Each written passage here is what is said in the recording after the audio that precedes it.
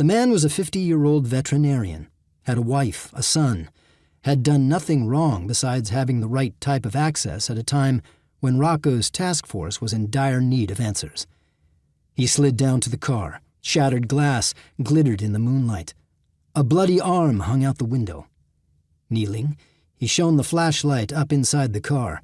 The airbag had deflated. Blood covered Percival's face. Rocco pressed his fingers to the man's carotid artery, checking for a pulse.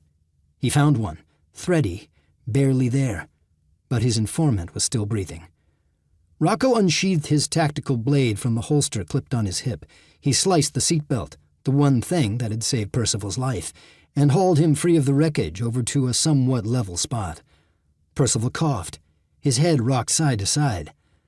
Rocco cradled the man's head in his lap, whipped out his phone from his pocket, and dialed the sheriff's department once more. "Agent Sharp again. I need an ambulance." He relayed the mile marker. "The shooter got away in the black pickup truck still headed east on 130. Percival reached for him, mumbling something, but he couldn't hear what it was over the dispatcher's response. He glanced down. The injured man was clutching his abdomen. His shirt was soaked with blood, but he hadn't been impaled by anything in the car. Had he been shot? "There are at least 2 individuals in the truck. Hurry with that ambulance." He dropped the phone, not bothering with hanging up, and pressed a palm to Percival's abdominal wound to slow the bleeding. "He knew." Percival coughed up blood. "I was a CI." Another cough, more blood. "Shush, don't talk. The ambulance is on the way." But at the rate he was bleeding out, it wouldn't reach him in time. "No time," Percival said on a pained groan, echoing Rocco's thought.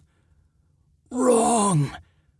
With a trembling hand, he dug in the pocket of his jeans and pulled out something. "We had it wrong." Rocco took the balled-up wad and lowered it into the light. The blood-stained paper had a date written on it. September 19th, 6 days from now. "What happens on the 19th? Percy shook his head. "Something big." His voice was faint. "Something horrible." His eyelids fluttered, his breath growing shallow. He mumbled more words, too low for Rocco to make out. "Planned it all." "Who?" Rocco patted his cheek. Worry clawed at him as he watched the life draining from this poor man.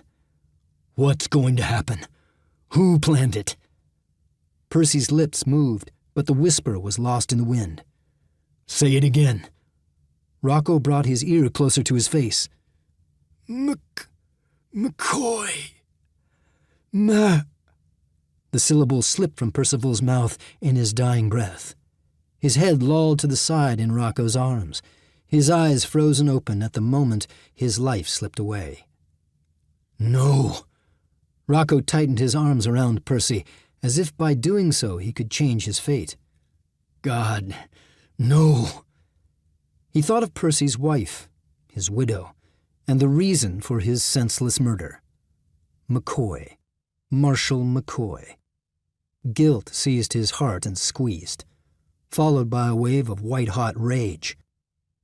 "I'll find out who did this to you," he vowed. He'd track down those men in the truck one way or another. And I'll make them pay. Rocco knew precisely where to start, with Mercy McCoy.